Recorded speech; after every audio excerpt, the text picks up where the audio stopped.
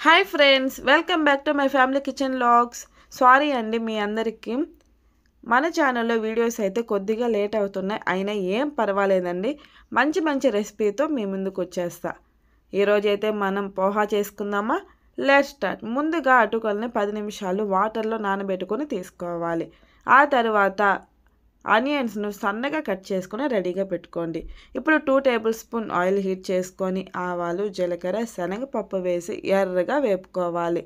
ఆ తర్వాత కట్ చేసుకున్న ఆనియన్స్, అలాగే కొంచెం కరివేపాకు, 3 పచ్చిమిరపకాయలు కూడా సగానికి కట్ చేసుకొని వేసి వేపుకోవాలి.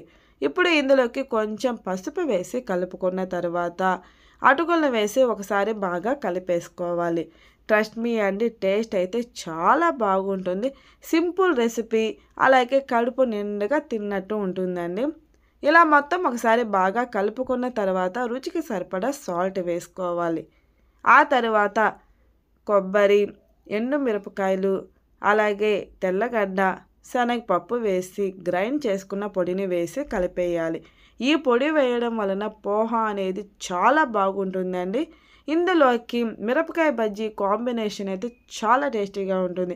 ఆ రెసిపీ కూడా మన ఛానల్లో ఉందండి, ఖచ్చితంగా చూసేయండి. మరి మీకు నచ్చిందా?